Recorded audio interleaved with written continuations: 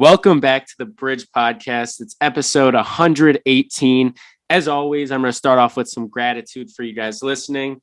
It means the world to me that you listen to these episodes, and I'm just super grateful for you listening. And today is episode 118. We got Max Siegelman in the house, and I'm super excited for this episode. I know a lot of knowledge and good stuff is going to come for it. So, Max, I appreciate you coming on.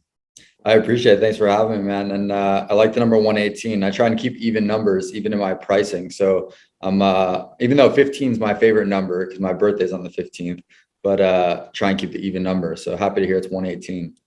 Always. Hey, things always work out as they're supposed to be, is what I like to look at it. Facts. I agree.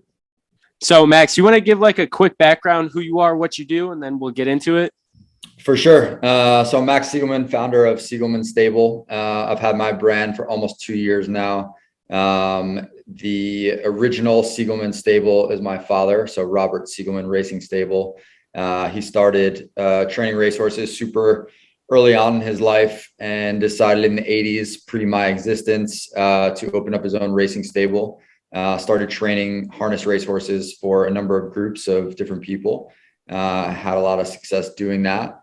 But I think the big thing for me and kind of what I learned from all of it growing up, and the answer of always, oh, what do your parents do for a living? And like, anytime I said, oh, my dad trains racehorses, you always get that look of like, for real? Because I grew up in a town where probably, I guess, the majority of dads maybe were like lawyers or doctors or worked in finance and Wall Street in New York, where I grew up just outside the city. But actually both my parents had cool jobs. So I got to say my dad was a harness racing trainer and my mom worked for ABC Sports / ESPN. So started as a racing stable. He always had a passion to bring racing or the eyeballs to horse racing on the opposite side of the track, I guess you can say, than just what you see as a spectator of the sport. So away from the racing or the gambling or whatever that might be that you see, but kind of what he had to offer, utilizing the horses that he had. So he started inner city kid youth programs to teach them horsemanship and keep them out of trouble after school with programs like that. A lot of equine therapy programs for veterans and special needs kids. So fast forward from the 80s to 2020, in the beginning of the pandemic, I decided to kind of just utilize like his branding already, his two main logos. And that's what this started with. Because anytime I wore one hat and one jacket that I had of his from like the 80s or 90s, anytime I wore it, someone would be like, yo, where do I get that? So decided to kind of just do a super small run, like didn't have a website, didn't know what I was doing, zero clue. Not that I fully know what I'm doing now, but made 3 different colorway hats, 3 different colorway crew neck sweatshirts. I gave them to family and friends for either the price of what it cost me or just gave it to them. And a lot of them started posting on Instagram. I started posting on Instagram, and literally like a few hours into posting, I got like 100 DMs like, yo, how can I get one? Where do I get one? And that kind of sparked my want of doing it. And I said to myself, like, if I'm going to do it, like I'm going to completely stick to the brand, my dad's story, and don't get away from that at any point, no matter what happens, as best that I can. I love that.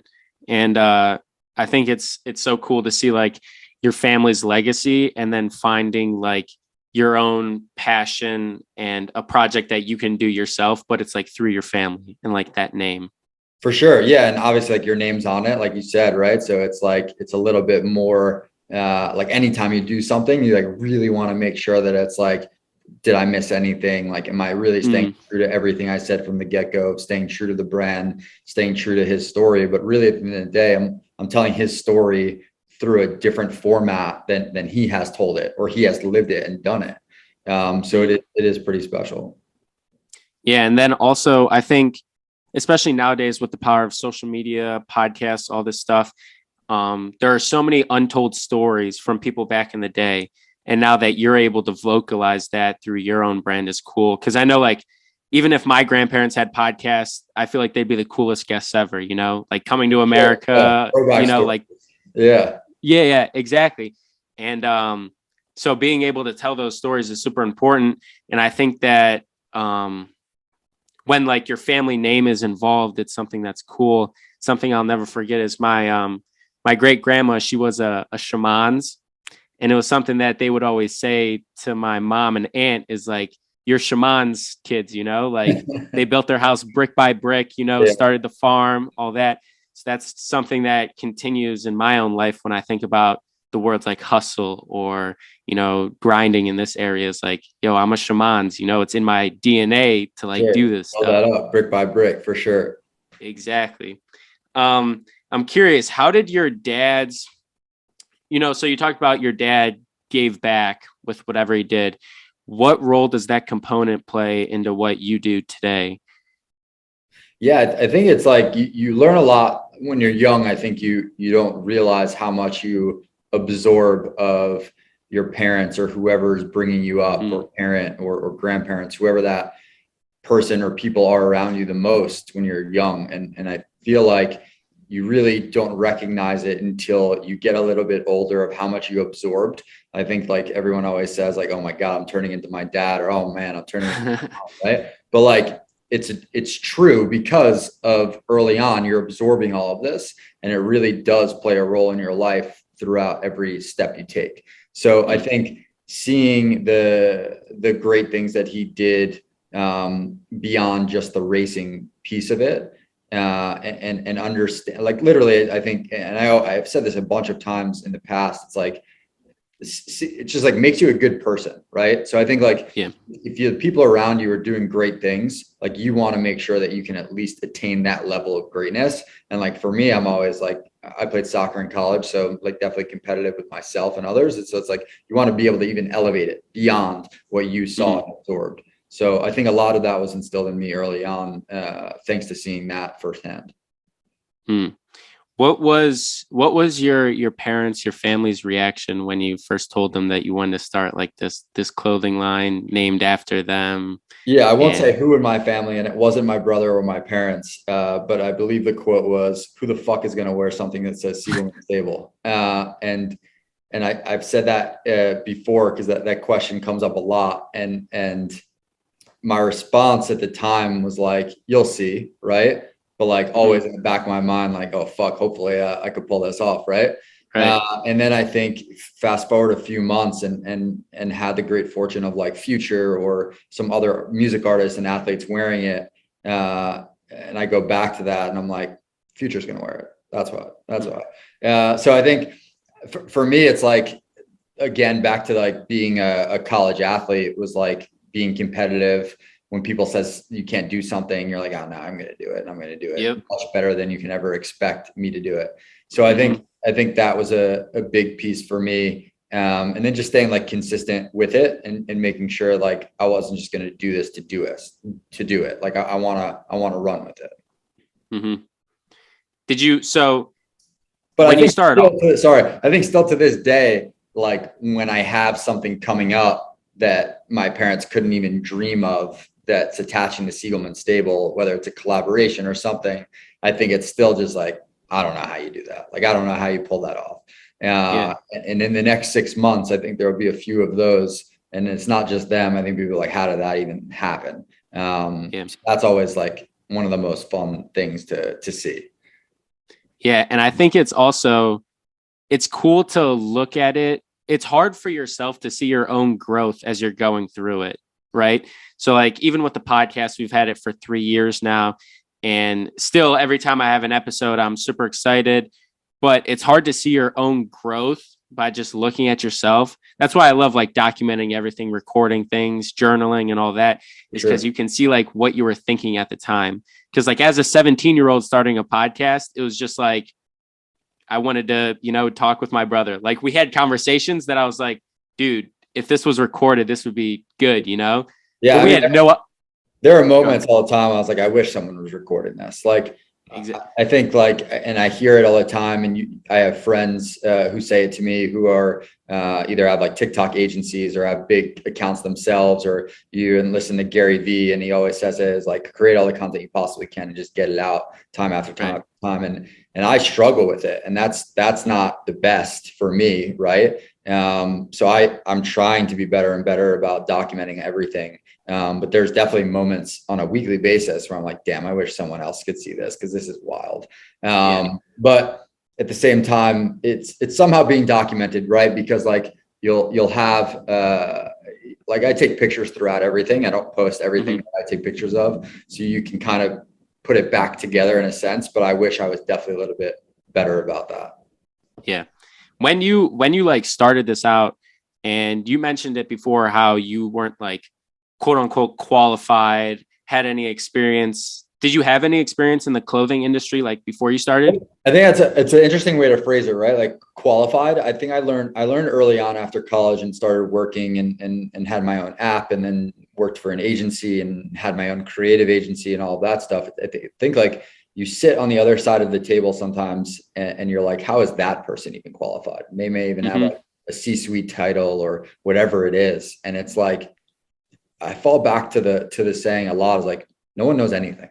Like if you are confident enough that what you're going to do and what you're going to work on and what you know and the things that you can pull off, and going back to the word you said is hustle. Like if you're hardworking and dedicated, and like people say like it's 50% of it or 90% of it is just showing up, it's literally like no one knows anything. So like if you want to like take your own route and figure out how to do something, and if it works for you, then that works, right? Like they're trying to change the world and do something different. Following someone else's path and what they did isn't going to change it. You're just going to be the same as them.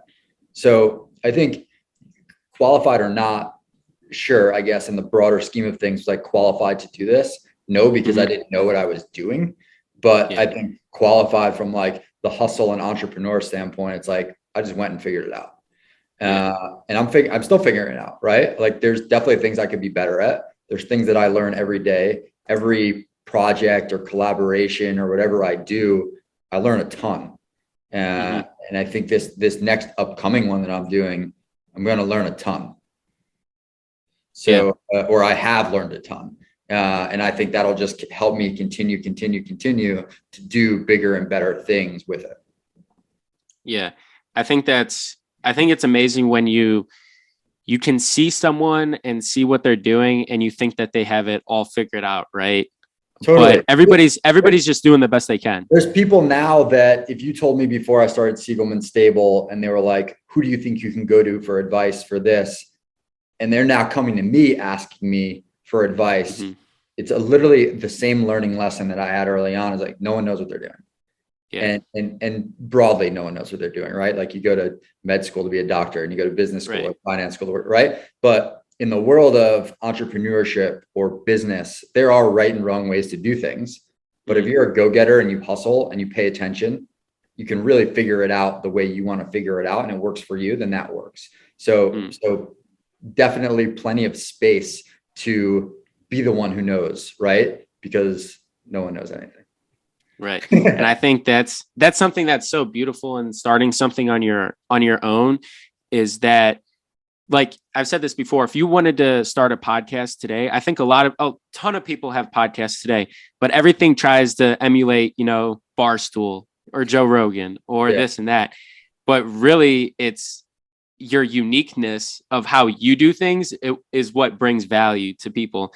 And when you go into something knowing nothing, as my brother and I did when we started our podcast, that's what made it even more beautiful, is like, all right, we made this our own unique spin on it, and it's our take on it. And we're not trying to be Joe Rogan, Lewis Howes, all these other people. Totally. And that's how you differentiate yourself. Right. And I think as a college student right now, I'm seeing it firsthand with this idea of being like having it figured out. And so this summer, I was trying to get an internship. Things didn't work out. Right. And even when people's parents asked me like what I'm doing, when I first said that, I don't have any plans or whatever, I felt down about myself. Right. But then I started to realize like, I already know what I'm passionate about doing. I know I'm passionate about like my podcast, connecting with people. It's like, why would I start doing something that deviates from that path when I already know what's set in my heart about you know, connecting with people, going through a podcast. But I think a lot of people want that upfront instant gratification of, oh, I have an internship in New York City, you know, Totally. I whether think, they're just like recycling paper or something like yeah, that, you know? and it goes to like and it's just like that's based off the norm, right? So like if I were to say, oh, I'm leaving my corporate job and I'm going to be a whatever and do it on my own, like probably the first thing one of your parents or someone in your life from another generation is going to say, like, what about health insurance? What about that? And like, Yeah. it's just like continuing to follow the norm is not going to get to where you want to be, unless where you want to be is just comfortable and working in an office and working 9 to 5 job or being a doctor and following that path. And that's fine, right? That's not for everyone. It's not for me. I couldn't go to an office and sit there from 9 to 5 every day. It's like just not how I function. So I think that there's like a huge component of just like expectations from outside voices. And those outside voices might be people close to you, and it's not their fault because they just don't know any different. It's how they grew up, and that's the quote unquote norm to them. Yeah. But I think like you see a huge shift in the pandemic. Maybe I played a role in it, but I think probably was happening a little bit before. Is like people have multiple full-time jobs, right? Where it's not that weird anymore. And that's kind of entrepreneurship. Is you have entrepreneurship. It's like you have a lot of full-time things, though your focus may be heavily on one versus another. So I think if you don't have an internship, okay, that's one piece of experience you're not going to have. But if you're passionate about something and you're already doing it, like keep doing that and getting better. When you got out of college, how did you deal with the expectations of others and like getting into things that you're passionate about? Yeah, I mean, I followed that path for a few years. I don't think I knew any better. So my senior year of college, I was lucky enough to partner with one of my best friend's older brothers who had been in like the website development space and did some stuff for Paris Hilton and some others in the entertainment space. And then we decided to launch an app together that was basically like one of the first social media aggregation apps that was fan facing. And we were lucky enough to partner with LL Cool J and some other really cool people and partner with really cool media platforms and all of that.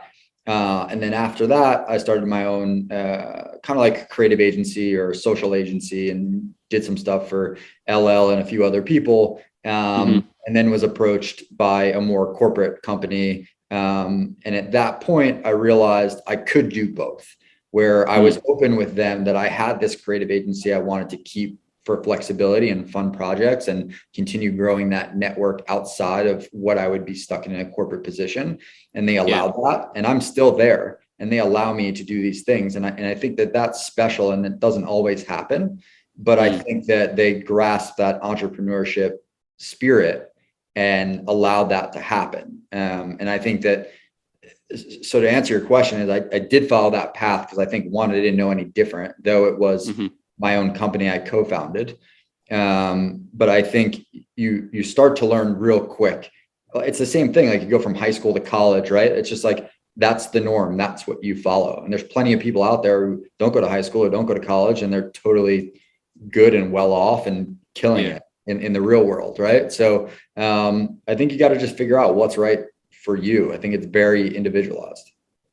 I love that. And I think it goes with that quote. It's like, I can't remember the first part of it, but it's like, it's not one or the other, it's and or, you know, like you don't have to just do one thing. And I think there are a lot of limits that society puts on like things that you can do, but really you can, if you juggle it well and want to do it, and it's like part of your passion, like you can do that.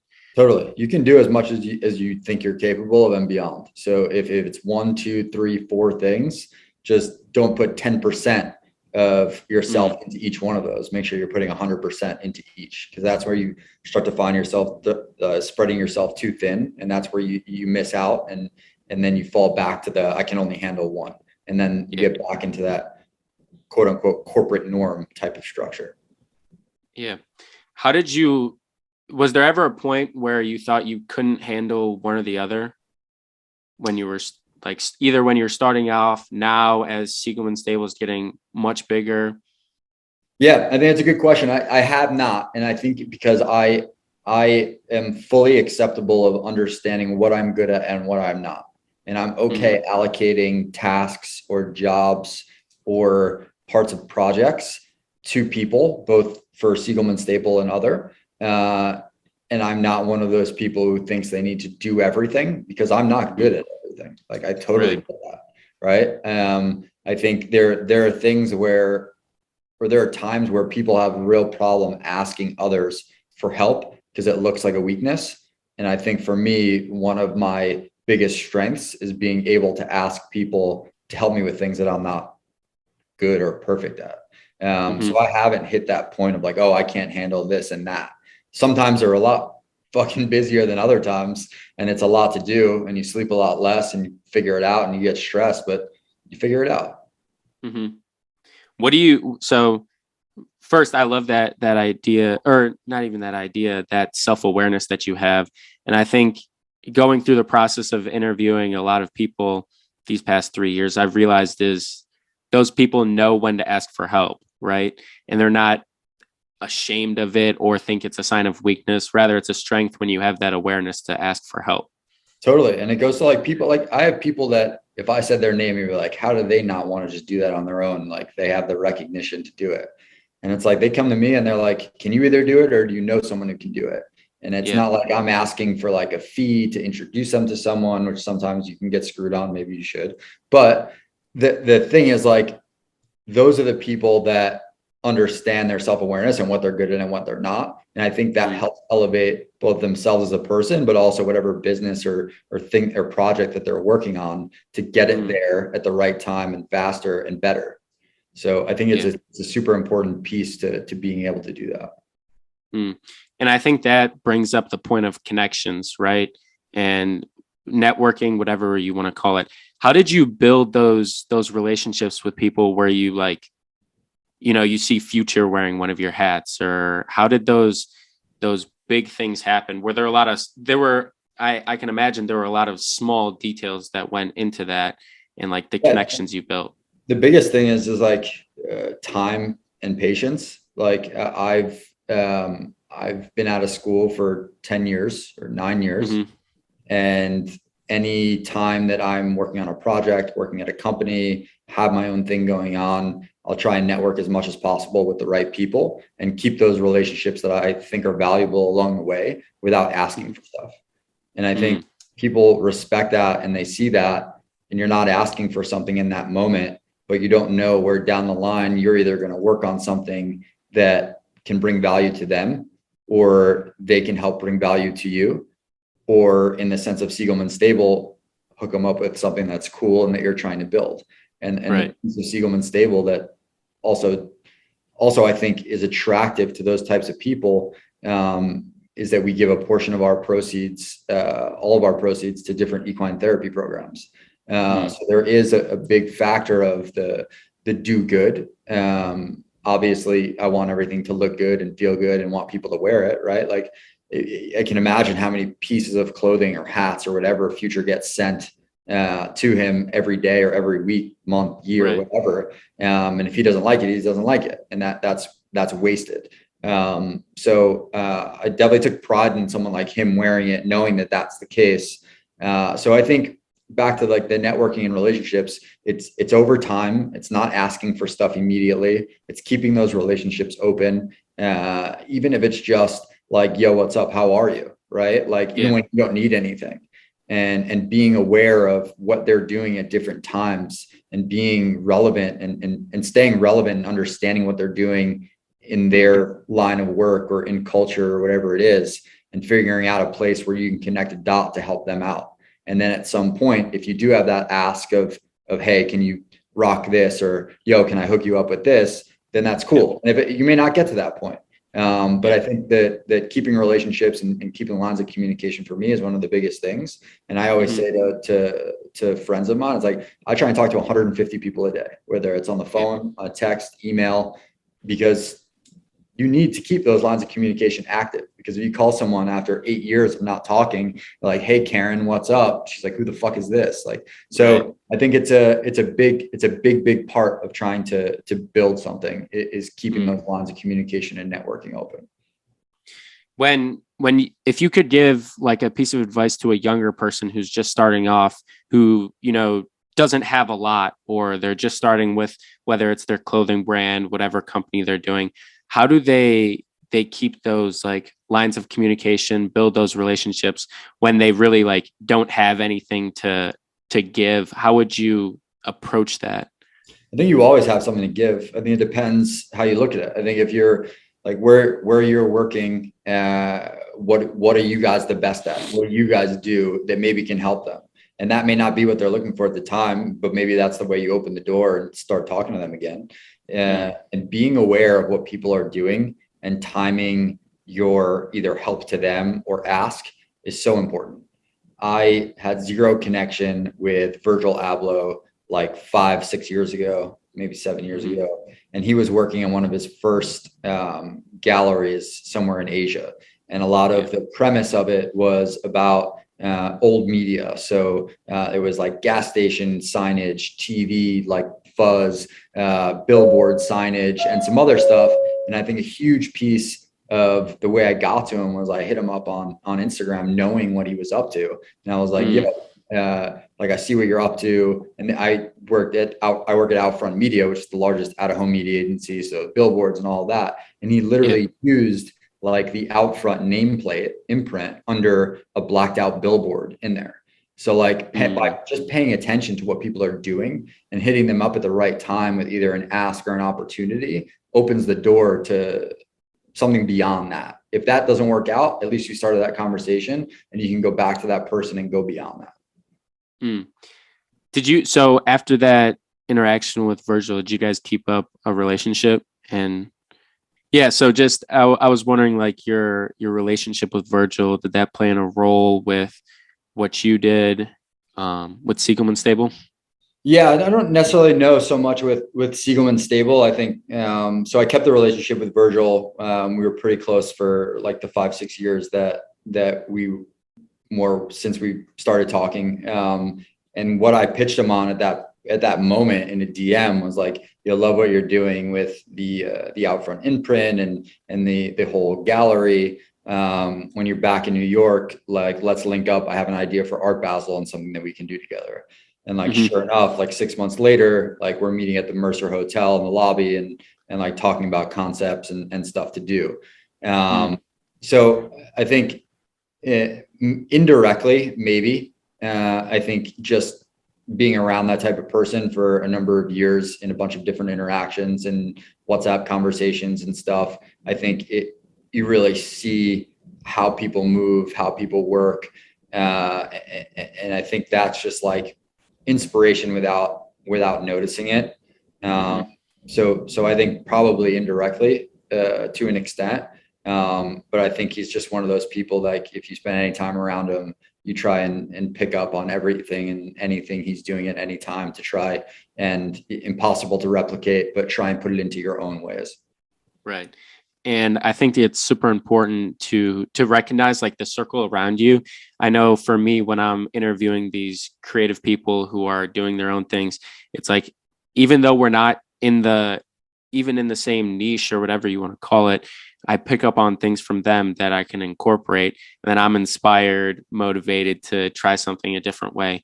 So I think it's really important to surround yourself with those types of people, and it can definitely elevate you, even if you guys aren't doing the same thing.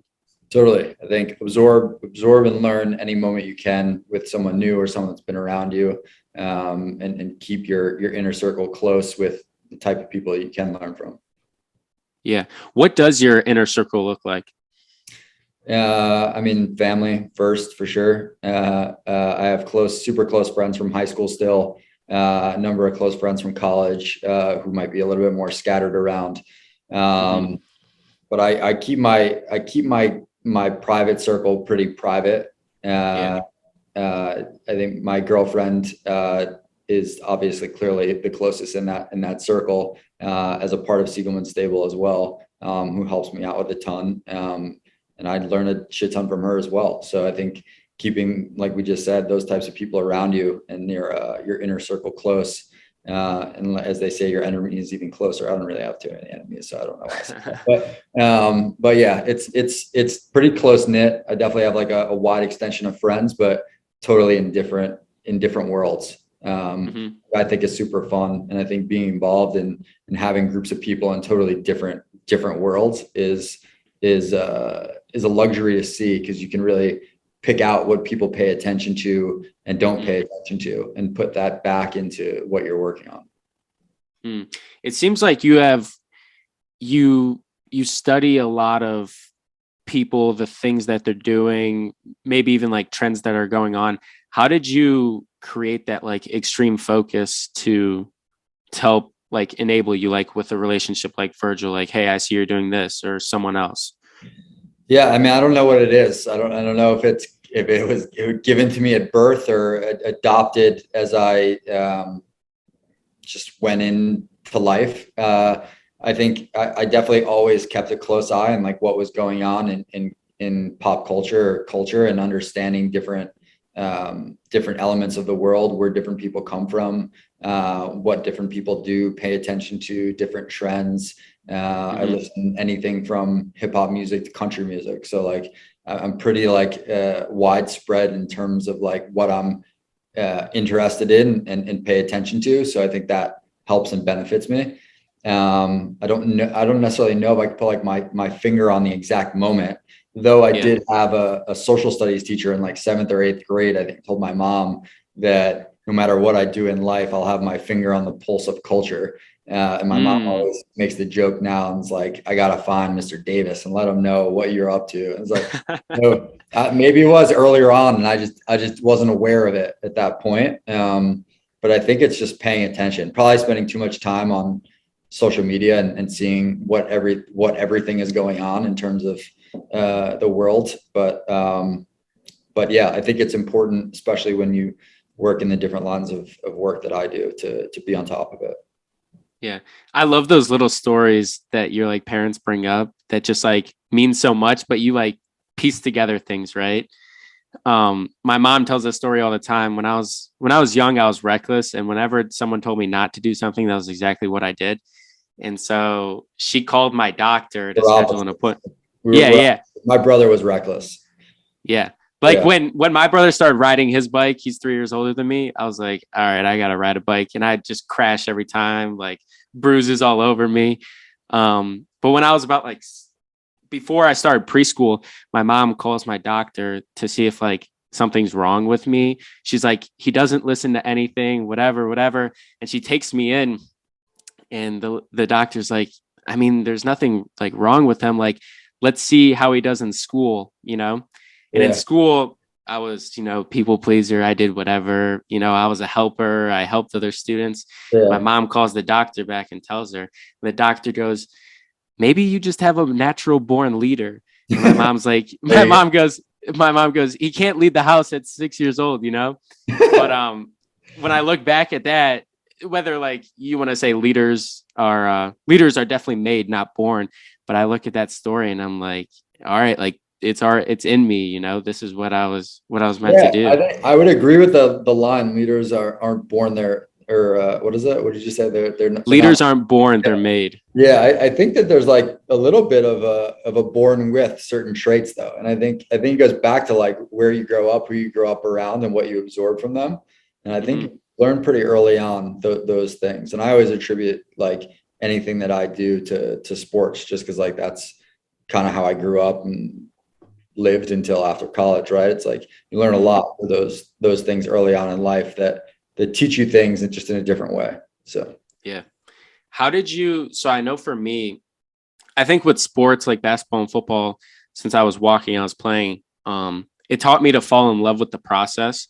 Like when I didn't know how to do a left-handed layup, it was like I would just practice left-handed layups for hours. Yeah. How did that roll over into the work you did with like your attitude towards sports?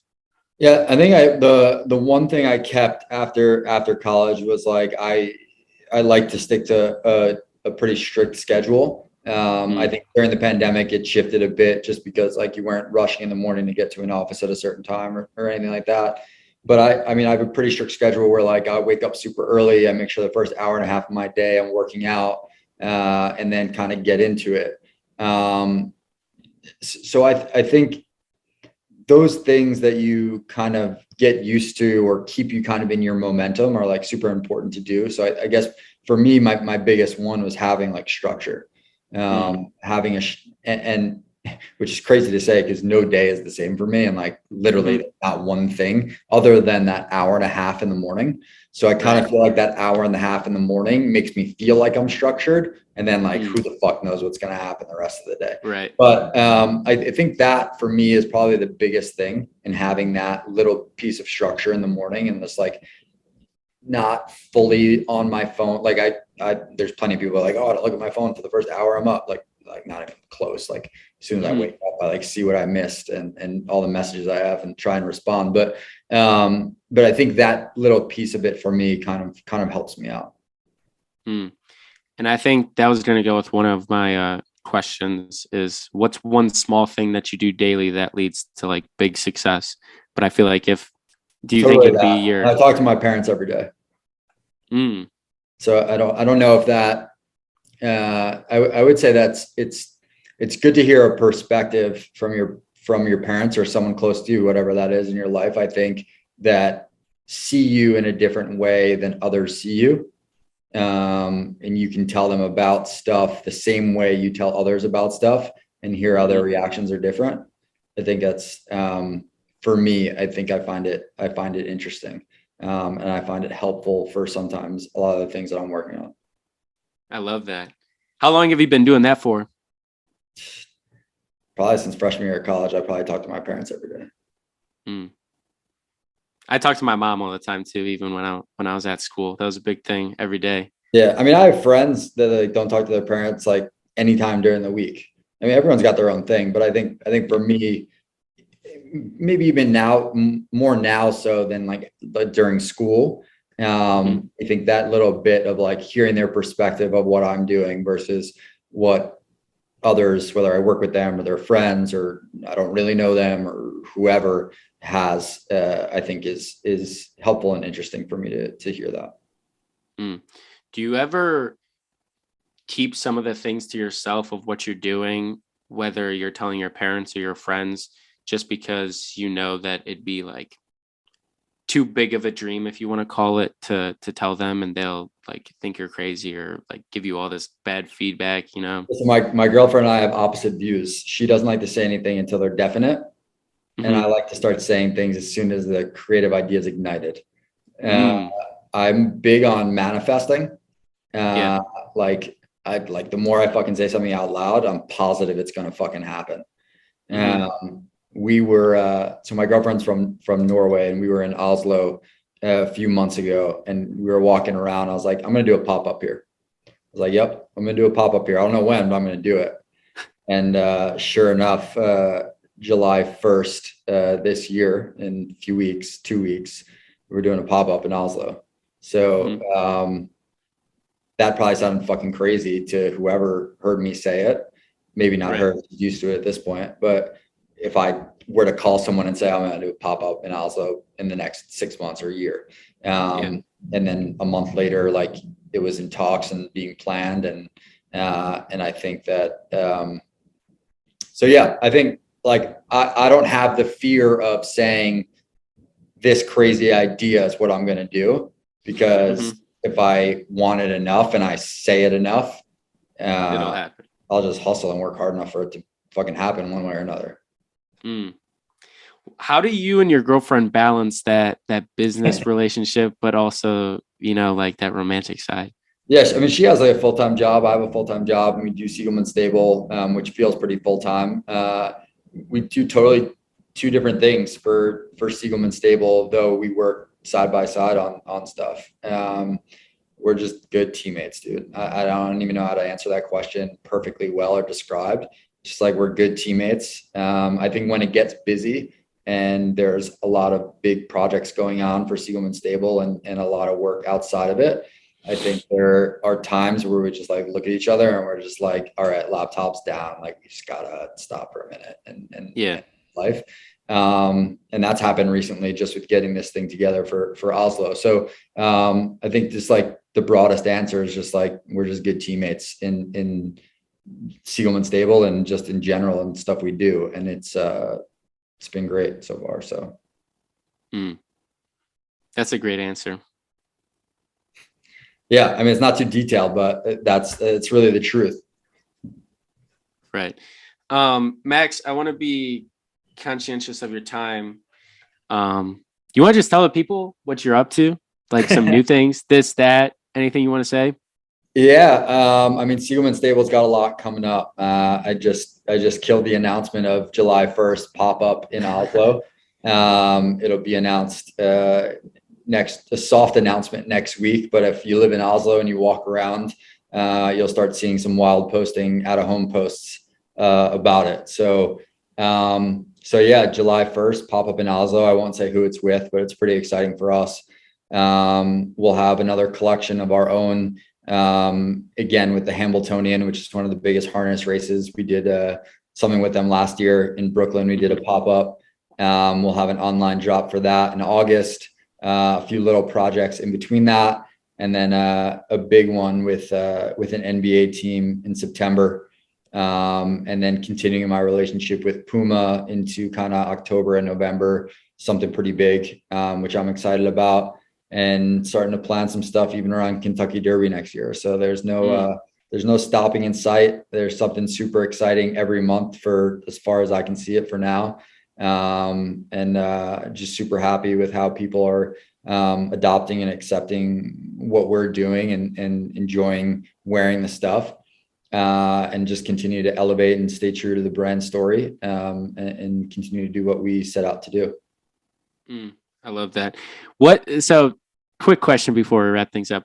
For all the dudes out there, how do you piece together stylish outfits and stuff? Because obviously you do this for a living. You got like these big names wearing your stuff. How do you piece together good stylish outfits? And how do you go like my thing is, I hate when people wear trends, like I started wearing Vans in like 6th grade. And now that everybody wears Vans, I can't wear Vans anymore, Yeah. So I think my girlfriend will laugh at me for this. My aesthetic slightly has changed since her and I started dating. I think I always like had style. I always wanted to wear like stuff that probably people were wearing, and like, but I think like keep it simple. Like, dude, simplicity is like, I went from wearing all black every day to wearing that's literally me. I wear black tees, black shorts, like all white every day now. Every day. Total shift. If I want to like dress up for dinner, maybe I'll wear a black t-shirt with black pants, right? So I think it's just like keep it neutral, have like one piece, whether it's a hat or shoes that pop off a little bit, but like keep it like neutral colors, basic, simple, like simplicity. Yeah. All right. Now I'm gonna go get some white t-shirts. Listen, she's a stylist full time, so it's helpful. And she's a VIP stylist, so it's super helpful to have her around to tell me what looks good or doesn't, or just pick out my clothes, which is always helpful. I love it. Max, I want to take this moment just to honor you, for doing what you do. I think your work is amazing, and I appreciate you, doing what you do, but doing it in your authentic way, and continuing on your family's legacy too. I think it's amazing. So I appreciate you, and keep up all the good work. I appreciate it. And like I said before we started recording, so I want to make sure we record it. Since you reached out to me, I've watched a bunch of your recordings, and you do an amazing job interviewing people. And for only being 20 years old, it's pretty crazy. If I was doing something so well at 20, maybe we wouldn't be here. So I guess good, maybe I wasn't. But just keep killing it, dude. Like you're really special. So keep it up. I appreciate that. If there's one thing you could leave listeners, anything that's on your heart right now, what would that be? Be a good person, and follow Siegelman Stable's journey and what we got coming up. A lot of fun stuff, making sure we're staying, again, true to the brand, giving back to different equine therapy programs as we continue to make dope clothes that people want to rock. But I guess outside of that is just be a good person. There's a lot of shit going on out there, and be kind of someone you don't know what they're dealing with. So Be a good person. I love it. All right. If you made it this far in the episode, as always, I love you. Thank you for listening. And we'll catch you guys on the next one.